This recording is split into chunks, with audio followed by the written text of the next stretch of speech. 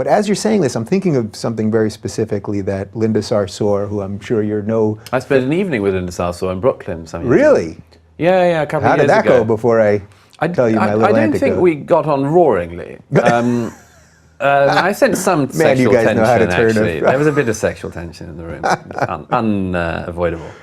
But no, the fact is, actually, we were asked to debate the crock phantom word Islamophobia at the Brooklyn Art Museum, and I like a challenge. And I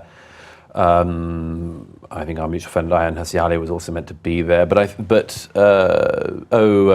various things happened. The Garland shooting happened, and it was decided it wasn't safe for Ayaan. I still did it and things. But yeah, the whole thing, it started off with the other side sort of giggling about the fact that sort of Ayaan couldn't even turn up, you know, it was sort of using it against her. And as if Ayaan's afraid of anybody. Yeah, I mean. Yes, I encountered Linda Sarsour before she became, as it were, infamous. And I thought she was a very nasty, very bitter, very un-American, actually. I just say that because she knows, like all demagogues, how to introduce herself. And introduce herself as a sort of proud Brooklynite, a proud American, a proud Palestinian, etc., etc. I thought in an interesting order. But it was clear that she sort of really hated America, or at least hates the America that exists currently, because it was me that ended up having to explain to the audience that, for instance, the New York police don't just go around persecuting Muslims. You know, like, it's just a willful misrepresentation of the American authorities at every turn. Mm-hmm. So I thought she was very dishonest, very unpleasant.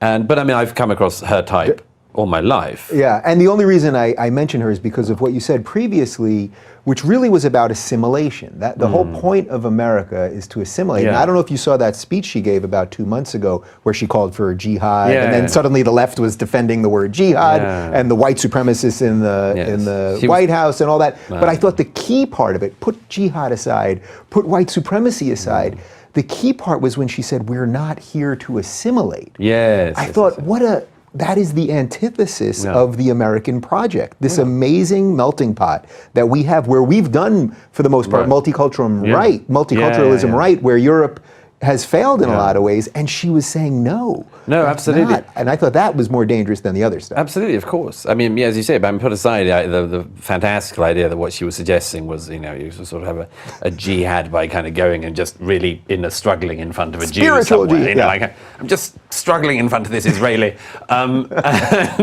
It's just one having a turmoil. Yeah. This is what I recognized the night we met. I mean, she really doesn't like this country. By the way, I mean, we all have a problem about that. Is what you do about that. It seems to me she's a sort of very rabid sectarian sort of Palestinian nationalist who happens to live in Brooklyn.